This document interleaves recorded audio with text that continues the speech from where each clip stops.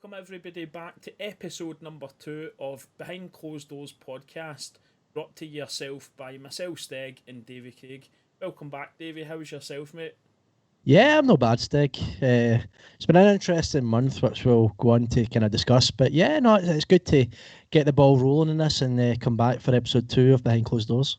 I know, definitely, mate. First episode, I love doing it with you, man. So I'm looking forward to, like you say, it was a very interesting month, man, like for the club. So, and I think the club done well.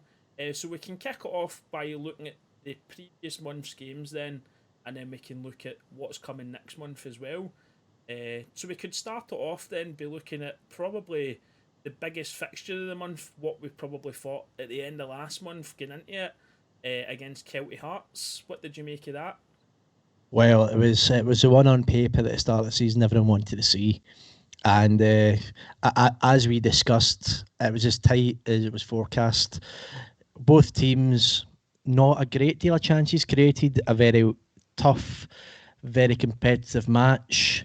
It was a real battle. Both teams try to get their share of the ball and create.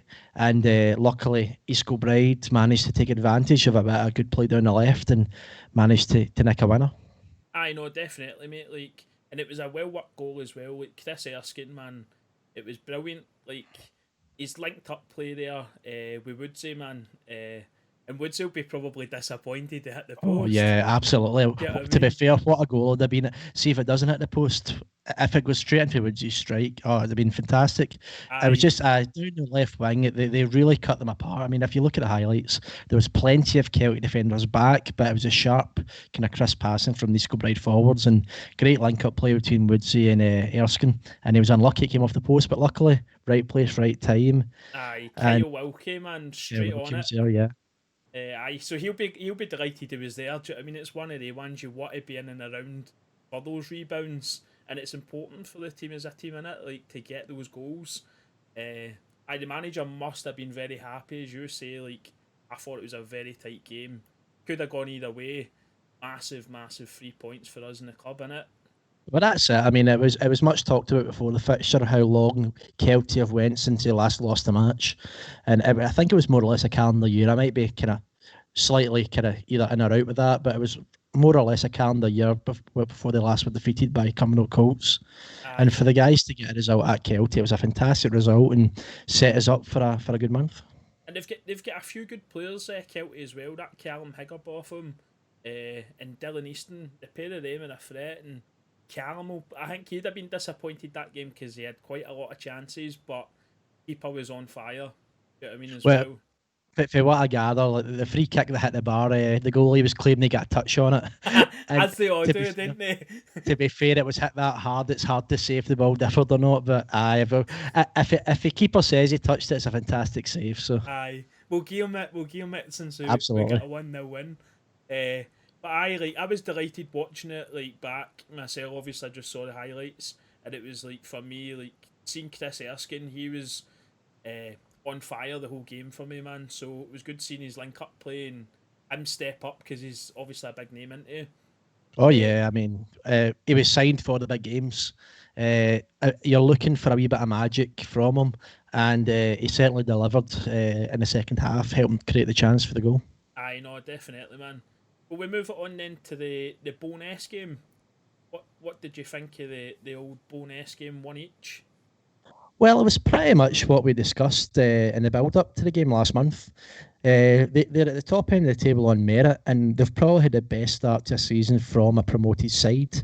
So it was no great surprise that they would provide a threat, and they actually took the lead in the match. But we managed to kind of get the ball going again and quickly peg them back through Malky. And then Aye. after that, maybe the guys, maybe at this point, we didn't go and win the game, but again, as we said, it was always going to be tight, and maybe a draw's a fair result. I know, definitely, and they've got a good big player. I noticed in Xander Miller. He's already on 6 goals this season as well, man. So like, he's a big boy and he can shift about a bit. So it caused, I think, a wee bit of problems. But I like, as you say, man, we played well. They played well for a team that's obviously newly promoted and stuff. I think it was probably a fair result in the end. Obviously, a lot of the boys will feel like we should have came away with more. You know what I mean? because there was a lot of passion. You can see that in the way they're playing. But there was a lot of unlucky efforts. Craig Malcolm in particular nearly dinked the keeper. Big great effort, not. And then obviously there was one a header as well afterwards that he caught the underside of the ball, and I thought it was coming across, and he'll probably remember it as well. Do you know what I mean? And he caught the underneath it. If he caught in the centre, it was a goal probably. Do you know what I mean? But it's one of the that's ones. it. Yeah, absolutely. It's one of those ones. We had some chances in the second half, but to be fair, Bowness, they showed up and defended really well as well, and they'll be delighted. They'll be delighted to go home with a point. And looking at the way they played, if they go to other teams at the top end of the table on their day, they'll take points off other teams as well. That's a fascinating thing about the Lowland League this season. No team's going to run away with it, and there is points going to be dropped. It's which teams can be the most consistent out the top 6 or the top 8 that'll look to go on and win the league. But it's going to be a fascinating season. I know. I think they're going to be causing a few problems to some people out there. Like I say, the big strikers and the Miller, man, I think he's going to cause a few defences problems. So I'm quite happy with the performance of the team on the day as well. Like, enjoyed watching it. Back up next, we took on in the Saturday 21st of November. We took on away game to St Anthony's in the South Challenge Cup. East Kilbride are the holders, aren't we? Yes, we are. Yes, we're the holders, and we're also in the semi-final from the previous season. Is that what it is? Yeah, so we won the trophy. I believe I was against Bonnie Rose. Yeah. Back, what would have been 2018? Yeah, 2018, yeah. And we were due to play BSC in the semi-final of last season's competition. Now, who knows when that will take place? The latest I've heard was the game was scheduled to be played. However, this season's competition's up and running, so it was an old-fashioned cup tie, as we discussed last month. St Ant's made a great occasion of it and gave it a right good go. Managed to draw level, and then through a goalkeeping error from East Kilbride, and then managed to get a penalty. But as always, you always fancied Jacob Keane to maybe save a spot kick. Over the years, he's been fantastic, and we're at cup finals where we've won in penalties in the past. Jacob's made a good few saves, so you can always maybe back in Jay to kind of step up to the occasion on a penalty and made a great save.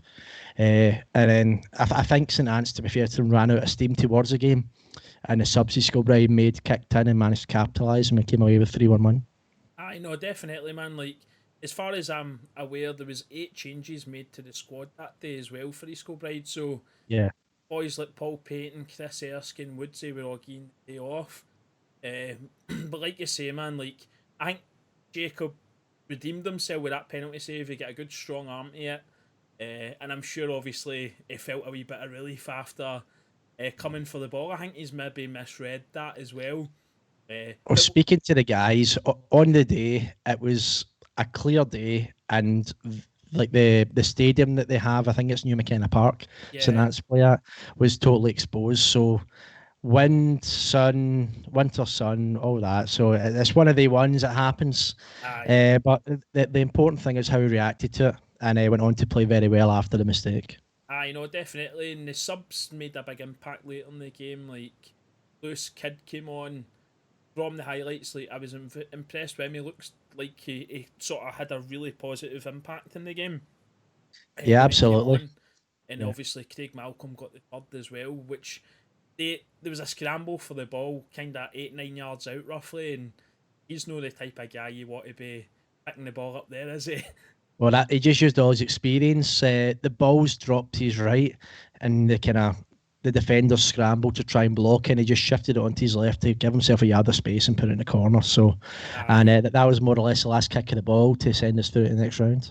I know, definitely, man. Team well deserved it as well. Like, that's the thing. I was getting updates on my phone, and then the next thing I saw, obviously, like, they'd equalised, because I thought, like, when 1-0 up, I was like, it's going to be a few goals there the day. And then I saw one each, and I was like, hey, what's going on here? But as we said, these old-fashioned cup ties, you never know. And to be fair, like, East Kilbride's a scalp, so St Ant's will be looking at it, going, right, let's let's go and try to cause some problems today. And they played very well, to be fair to them. And I'm sure they'll go on to have a good season. They looked a very good side. Ah, they did. I was quite impressed with our boy that got the goal in Louvu, I think his name pronounced. Sorry if I said it wrong, but You're braver than me. I didn't try to pronounce it, to be fair. I wasn't sure aye, myself. he looked a bit of quality. Do you know what I mean? So like that's after him to getting a wee goal as well. Do you know what I mean? But it was kind of one way traffic. I felt watching the highlights back. But that'll bring us kind of on to the next game. Now we're through in the cup there as well. The next game I've no actually watched the highlight myself, Davey. I believe you were down with the club representing the club with the highlight stuff and that. Cali Braves, the 4-1 win, mate. Yes, I was available to go down and watch that game. So our usual cameraman Des was there, doing his usual solid job at the side of the park. And for a change, I was able to just stand and watch with as a committee member. And yeah, it was an interesting one on paper. You always worry about ex-players coming back to haunt you. And the Cali Braves strike force that day was Jack Smith and Ross McNeil, who the East Kilbride fans will know very well. And that was the way it transpired. Chris Erskine scored very early on, within about 60 seconds, to be fair. I think it was more or less from the kickoff. And Ross McNeil popped up and managed to pull a goal back for the Braves. But East Kilbride managed to kick on again and secure the victory with two further goals from Peyton and Malcolm. And then a second half strike from Smith was enough to get us a 4-1 victory. Ah, brilliant. Sounded obviously a good game to be at as well, man. Like, especially with a 4-1 win, that's what you want to see in at the end of the day. But aye, brilliant. It was very end to end. I think the Braves will have an interesting season where they seem to have very strong going forward. However, they'll give you chances at the other end. And I think that's maybe been reflected in the results so far this season. But they're one of the teams where they do look like they can create. And to be fair to them, we were 3-1 up at half time and they came out the second half and looked a lot more organised. So I don't know if they tweaked something going into the second half, but the game seemed to settle down and we didn't have as many chances as we had in the first half. However, we managed to get another goal and see out the victory. Aye, well, they're sitting on 9 points so far, 14 from the league. I just had a wee glance at the table there, so sure they'll pick up points, do you know what I mean, here and there, as we says. It's going to be a long season, do you know what I mean? Oh yeah, absolutely. And you never know. So aye, that then kind of takes us on to the sort of maybe controversially game Bonnyrigg Rose. There was a couple of tackles and that made, red cards, stuff like that. How did you feel with the Bonnyrigg Rose game went? Well, yeah, it was a bit of a feisty encounter, but that's the way it was always going to be. You've got to respect teams like Bonnyrigg Rose, where like they had a good cup run as well. Was it last season or season before? They don't make it easy, especially when you go to their home park. It was very competitive, a lot of challenges flying in, and it was one of those ones. On another day, you can argue they were maybe lucky not to go down to 10 men in the first half for a challenge in Hutton. But then at the same time, Hutton's tackle in the second half, you can maybe argue might have been a straight red anyway rather than a second yellow. So it was a feisty encounter. Heartbreak for East Kilbride because we thought we'd done enough after losing the early penalty, which I'm not 100% sure actually was a penalty, to be fair. Like, our centre half's hands are by his side and it comes off him from a yard, so it's a bit soft, but by the letter of the law, it might be a penalty. It's hard to keep up with the handball rule these days, to be honest. So it was low. It was low to the ground as well, and it was a fast ball in. Do you know what I mean? It's one of the ones like you see them giving and not giving every week. Do you know what I mean? Oh yeah. If you're on the attacking team, you scream for it, and if you're the defending team, you feel a wee bit hard done by. So it's one of those ones. Definitely. Somebody who stood out for me in that game was the goalkeeper. I believe it was Matt McGinley. Yes. Like honestly, mate, it stood out for me. Like I reckon their big striker George Hunter probably went home and had nightmares for him. Like even though Bonnyrigg Rose won the game 2-1, like the saves he was pulling off, like phenomenal. It just kept blocking shots galore. Do you know what I mean? Even a throw in at nearly right at the dying end of the game. A throw in for the left back position comes across. Miller obviously makes a wee bit of a mess up with the clearance of it. tried to get rid of it. Ends up going to the guy that scored the 2 penalties. Curry, I believe his name is. He Yeah, comes Curry. through 1-on-1 with Miller again. And again, like, that was a good opportunity to get a hat trick as well. Do you know what I mean? But Oh, he'll be gutted because he's hit it so well. And Matty's, and aye, to be fair to Matty, like the full match, the fact that he's conceded 2 penalties and it's 10 penalty kicks to beat him shows you how well he played. That none of the goals were from open play, and aye, and you're right. They put us under a lot of pressure and managed to create a lot of chances, especially in the first half. aye, And the goalkeeper done really well, and everything he got, he put to a safe place, whether it's out for a corner or whatever. And he done really well on the day. But unfortunately, after we thought we'd pulled it back with the late equaliser, uh, and actually thought we were going to go and win the game. I'm yeah. not.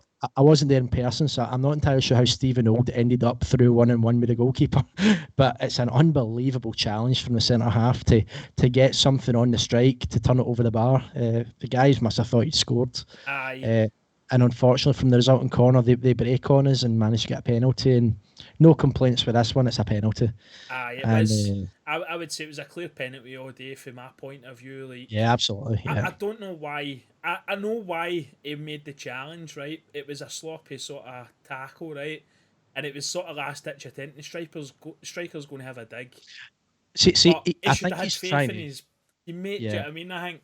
Sorry. I think he's trying to block the ball, sorry. And Aye, the striker's been very clever. If you watch the highlights, he sees it coming and aye, just steps into it, and then it's a penalty. But it is what it is. It's just one of those ones, and you move on and kind of look on to the next match. aye, that's it, innit, mate? And it's like going back a wee bit to the Ants game, like their striker knew it was coming, do you know what I mean? And with that penalty, like just as you say, I just get a wee flashback of Yeah. watching that one back. Aye, but strikers are going to do that, do you know what I mean? If they see a leg coming in and they move the ball to the right and take it. Well, that's it. I mean, like that's where you need to be a wee bit streetwise and try not to leave the leg hanging in or whatever it is. But if they go for you and go against you, I'm sure there'll be penalties of that we get this season. So it's just the way the Yeah, game goes, especially in the dying minutes when you're desperate to try and block a shot. It can happen. So, but then again, it's not the end of the world. We regroup and go again next week. I know, definitely, man. And it's another interesting month coming up as well. Like, starting out the month, Saturday up against Civil Service Strollers. I think that's going to be a tough game as well. Like, because they're on a wee bit of form, I think, are they not as well? Yeah, they've started the season well and always a difficult team. Always very organised. They don't give you a lot of time in the ball. They press high.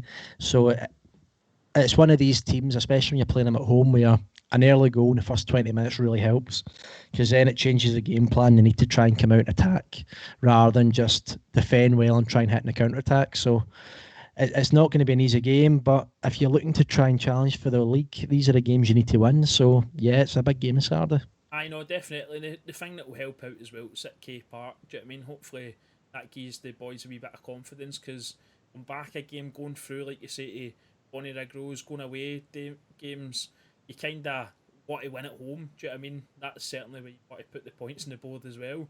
But aye, that's going to be a tough game, I think. It'll be an interesting one. Uh, After that one, the following Saturday, the 12th of December, Scottish Cup away game against the Spartans. Yeah, it's in terms of the draw, it's always tough to get an away tie. You're looking for a home tie, especially the early rounds of the cup. But we've already beat them this season, so there's nothing saying we can't beat them again. So we'll look to regroup, bounce back from the defeat at the weekend there, and go on a run this month. So, and as you're aware, the Scottish Cup's where you can actually go and have a historic season. If you look back to the year we went on to play Celtic, That's it. you can just go on a run, and next thing you know, you're the centre of the Scottish media. So it sets up for an interesting run anyway. So, but it won't be easy. We'll need to get there on merit. So, but I've got confidence going into the game that we do have enough to look to book a place in the next round of the cup. I know, definitely. Come back, like last time we played them, it was 2-0 we won. So I reckon they'll be obviously want to redeem themselves, obviously, in themselves, obviously, with the Scottish Cup run in their sights. But I don't know, I've got faith in is to get a wee win there, mate, to be honest with you. We then follow up, going on to a midweek tie, Wednesday the 16th of December against Albeaty Star. How do you think that one's going to go? Well, yeah, this was the one from last month. It's been rescheduled, so as we said, it's not going to be an easy fixture. It never is down at Dalbeatty. And this time of year, I mean, as things stand, there's currently snow forecast, so who knows if that will materialise or not. But I don't particularly fancy going down to Dalbeatty on a Wednesday night, so who knows if that game will take place. Grass parks this time of year, you never really know. But if the game does go ahead, they won't make it easy for us, and it's up to us to go down there with the right attitude to try and look to book to book the 3 points. That's it, especially if it ends up being a cold Wednesday night, mate. Yeah, absolutely. But after that, the Saturday, right away after it, the 19th of December, is away again to Edinburgh Uni. Edinburgh Uni are sitting in 4 points in 11 games, 16th in the league. Still don't think it's going to be an easy game. No, I definitely won't. They're another team that they'll look to be organised and sit deep and try and hit on the counter attack. So it's going to be a tough fixture, and it's another grass park. So this time of year, you never know if the game will go ahead or not. Especially how much rain's fallen recently, and the fact that we are now starting to get snow can advertise. So you don't really know, but all you can do is show up in a day with the right attitude and the right boots on, depending on the conditions, and look to try and get the result. Well, after that, it's going to then be a Boxing Day game, 26th of December against Cumbernauld Colts. How do you see that one going? Colts are currently sitting 10 points in 11 games and 12 points at the minute. Yeah, that's another one. Colts. Last season, they were the only team that actually beat Celtic Hearts. On their day, they can beat anyone. Cumbernauld Colts, they're a well organised team, and they look to play football the right way. So, as a kind of running theme of this podcast, there's no easy games in this league. So, but it's one of the games you're looking to try and win. Aye. So yeah, it's up to the guys to show up, keep it tight at the back, and look to create opportunities, and hopefully we'll have enough on a day to get 3 points. That's it. Like with Cumbernauld, like you never know with what team's going to turn up. I remember last time I think it was I was at K Park, was watching East Kilbride play Cumbernauld Colts, and a couple of people I was with, my uncle, that were telling me it was going to be a tight game. And I was watching the warm up, and I was just watching the way the boys were warming up and that, and I'm like, I don't know, I feel confident Pride winning a couple here, and then they went on and did, and like just talking to my uncle and that, he's like, aye, like, it's a tight game. Do you know what I mean? Just before I forget as well, can I give a wee shout out to Ross for sending us over some stats and information actually from Bonnyrigg. Rose, he's a Bonnyrigg fan as well, so fantastic. It. Just gives me a wee bit of info, do you know what I mean, and yourself I can pass on, David. Going forward with the podcast. So I'm excited. Are you excited for the December month? Yeah, it's going to be great. Hopefully there'll be a wee bit of festive cheer, and we can look to regroup and hopefully go on a run. We've discussed this previously. The start of the season was really difficult. To go to places like Kelty, East Stirlingshire, play teams like Spartans. It's been not the easiest start to the season. Go away to Bonnyrigg. So to start to now have fixtures against the teams at the kind of lower end of the table.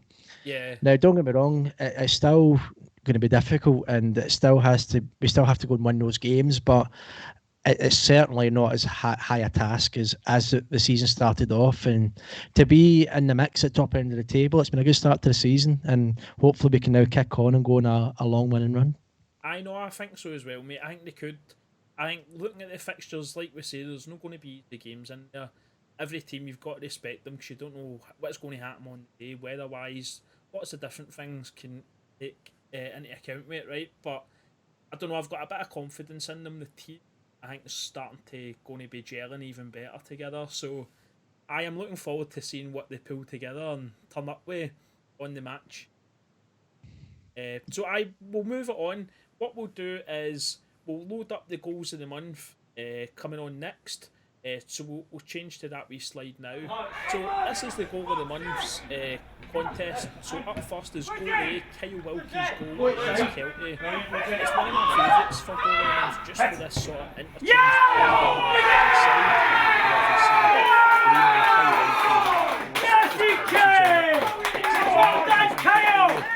Yeah, it's great players, but between Woodsy and Erskine down the left-hand side, quick wee 1-2, and as you can see here, Kyle Wilkie makes his own luck, getting up in the play with the striker, and takes a wee gamble, so it hits the post and he comes into the back stick and knocks it in. And sometimes you do have to make your own luck. For all the world, it looks like it's going in, but we managed to get the goal. I know, definitely was a really good goal. Up now is goal B, and it's Craig Malcolm against Boness. Good play down the left-hand side here. Erskine cutting it back. Paul Payton lays it off, and then boom, Craig Malcolm.